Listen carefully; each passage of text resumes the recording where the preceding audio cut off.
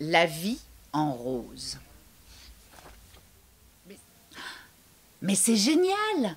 Vendredi matin, mes parents m'ont annoncé qu'on partait le lendemain en vacances sur une île ensoleillée.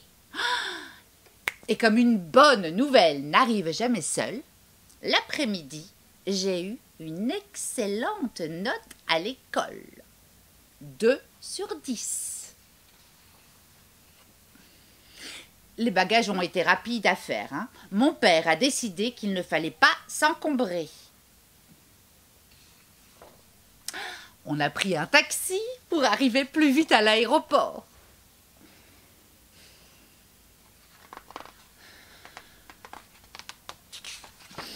On a ensuite enregistré nos bagages au guichet de la compagnie aérienne et passé la douane, sans difficulté. À bord, une hôtesse nous a montré nos sièges. Oh, on avait vraiment beaucoup de place. C'était la première fois que je prenais l'avion. Le vol s'est bien passé. À l'arrivée, il y avait un temps magnifique. Oh, évidemment.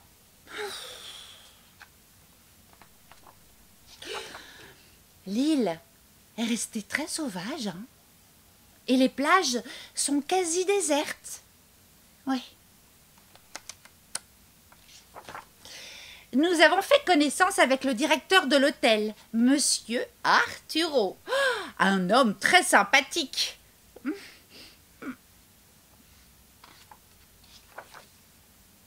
Il nous a montré notre chambre.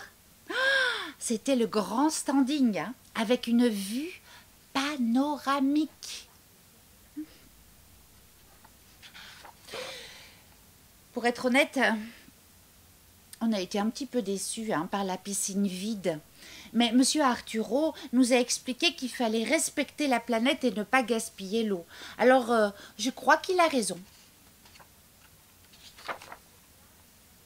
On a ensuite pris un repas typique dans un restaurant en face de l'hôtel.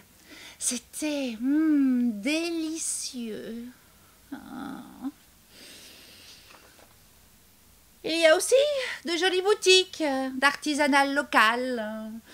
On a acheté plein de souvenirs. Papa et maman ont bien bronzé dès le premier jour. Moi, ils m'ont demandé de me protéger. Et l'après-midi, je suis allée me baigner. On voit vraiment, mais vraiment, des choses superbes dans l'eau.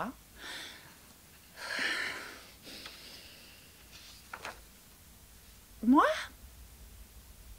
je dois vous laisser, car j'ai très envie d'aller jouer avec ces adorables dauphins.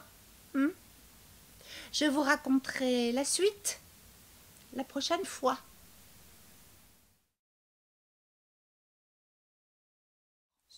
Poco et le tambour.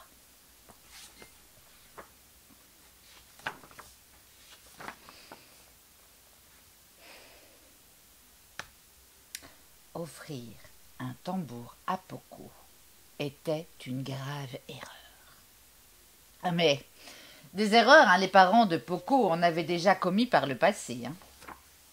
Un lance-pierre, un lama, un ballon.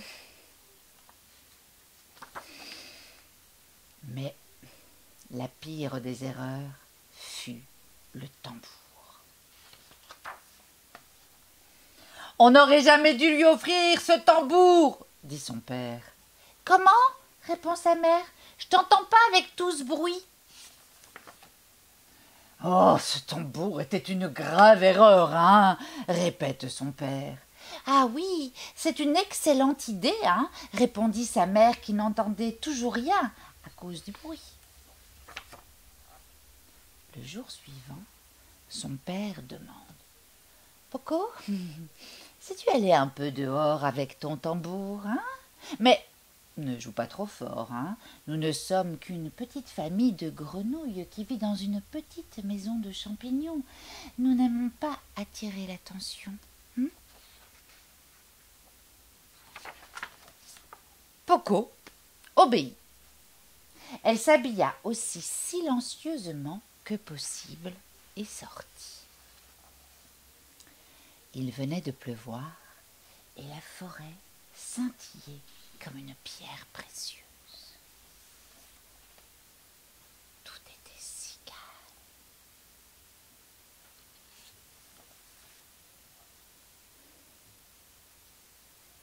Trop calme.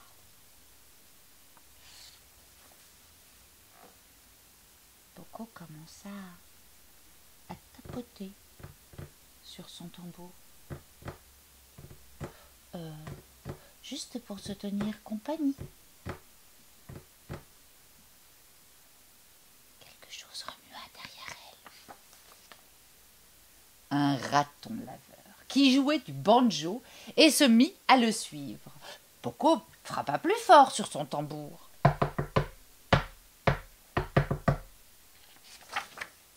Puis surgit un lapin qui soufflait dans une trompette et il se mit à les suivre. Poco continua à battre de son tambour.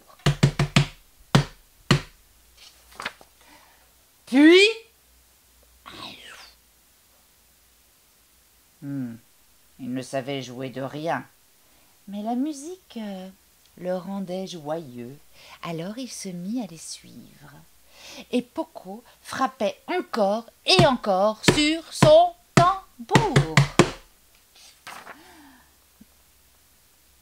Quand le loup dévora le lapin, Poco arrêta de tambouriner. Elle se tourna face au loup et lui dit « Si tu manges encore l'un des nôtres, tu sors de ce groupe. » « Je suis désolée, » dit le loup. Et il l'était. Alors, ils recommencèrent tous à jouer et bientôt entra dans la danse une foule d'animaux avec leurs instruments.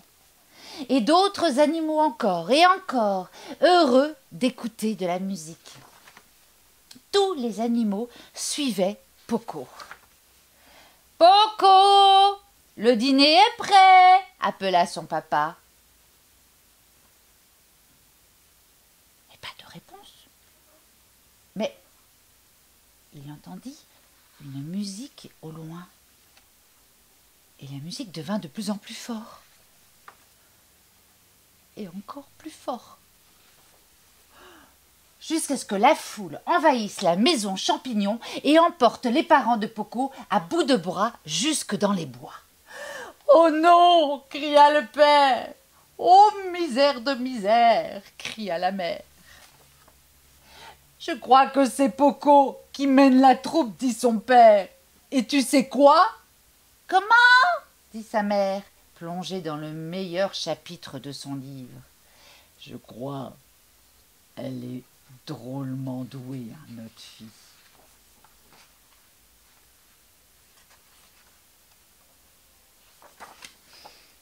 Personne ne l'entendit, car tous étaient occupés à écouter Poco jouer du tambour.